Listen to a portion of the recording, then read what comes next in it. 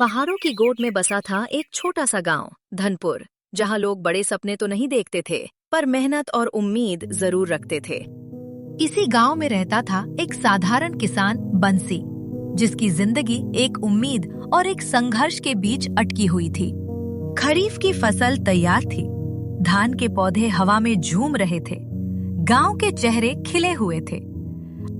बंसी, इस बार तेरी फसल तो सोने जैसी चमक रही है भाई। हाँ मोहन, बस मौसम साथ दे दे।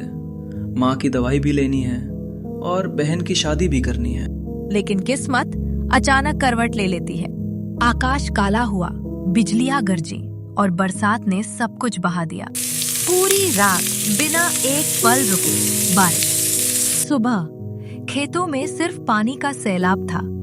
धान की लहराती फसल मिट्टी के साथ बह चुकी थी। हे भगवान, अब कैसे होगा सब? बंसी, कर्ज की तारीख निकल गई, अब पैसा दो, नहीं तो खेत मेरे। जमींदार जी, फसल बर्बाद हो गई, थोड़ा समय। 3 दिन, सिर्फ 3 दिन। बंसी वही खड़ा रह गया, पानी में भीगा हुआ और उम्मीद में बिल्कुल डूबा हुआ। उस रात बंसी अकेला नदी किनारे बैठा था। तभी हवा के झोंकों के बीच एक बूढ़ा व्यक्ति वहां आया। क्यों दुखी हो बेटा? बंसी ने सब बताया। इस नदी के आगे घने जंगल में भाग्य तट नाम की जगह है। वहां एक रहस्यमयी बाजार लगता है जो सिर्फ जरूरतमंदों को दिखाई देता है। क्या सच में? सच वही होता है जिसमें विश्वास हो। जाओ, तलाश करो। अगली सुबह बंसी जंगल की ओर निकल पड़ा। घंटों की तलाश के बाद पेड़ों के पीछे से रोशनी और आवाजें, बंसी की आंखें फैल रही।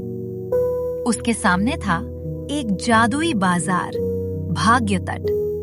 दुकानें चमचमा रही थी, लोग शांत लेकिन अजीब ढंग से चीजें खरीद रहे थे। भाई, ये क्या जगह है? जहां किस्मत मेहनत वालों का साथ देती है। ये बीज कितने के? सिर्फ 1 रुपए में 25 किलो, जो चाहे ले जाओ।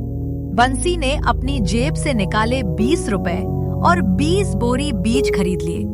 बंसी ने बीज सुखाए, कुछ घर की जमीन में बोए, बाकी गांव में बेच दिए।